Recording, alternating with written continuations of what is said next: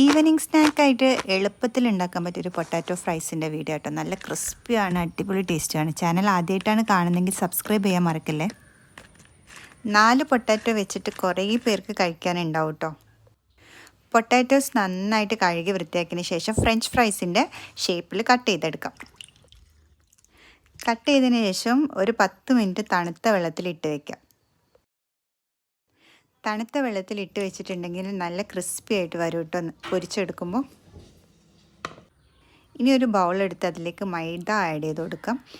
അതിനുശേഷം കുറച്ച് മുളക് പൊടി, ഉപ്പ്, ഇഞ്ചി വെളുത്തുള്ളി പേസ്റ്റ്, കുറച്ച് റെഡ് ചില്ലി ഫ്ലേക്സും കൂടി ആഡ് ചെയ്ത് കൊടുക്കുന്നുണ്ട്.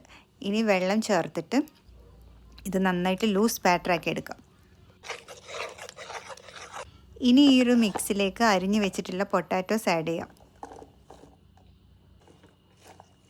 ഇനി വേറൊരു പ്ലേറ്റിലേക്ക് മൈദ ഉപ്പും ചേർത്ത് മിക്സ് ചെയ്ത് വെക്കുക. അതിനുശേഷം ഓരോ പൊട്ടാറ്റോസും മൈദയിൽ ഡിപ്പ് ചെയ്തിട്ട് ചൂടുള്ള എണ്ണയിലേക്കിട്ട് പൊരിച്ചെടുക്കുക. നല്ല ടേസ്റ്റാണ് കേട്ടോ. എല്ലാവരും ട്രൈ ചെയ്ത് നോക്കണേ. നല്ല ടേസ്റ്റാണ്, കുട്ടികൾക്കൊക്കെ ഭയങ്കരമായിട്ട് ഇഷ്ടപ്പെടും കേട്ടോ. ലാസ്റ്റ് ഇതിലേക്ക് കുറച്ച് ചാറ്റ് മസാല കൂടി ആഡ് ചെയ്യുന്നുണ്ട്. നന്നായിട്ട് മിക്സ് ചെയ്യാൻ നല്ല ടേസ്റ്റാണ്. എല്ലാവരും ട്രൈ ചെയ്ത് നോക്കണേ. വീഡിയോ ഇഷ്ടപ്പെട്ടാൽ ചാനൽ സബ്സ്ക്രൈബ് ചെയ്യാൻ മറക്കല്ലേ. Thank you so much for watching.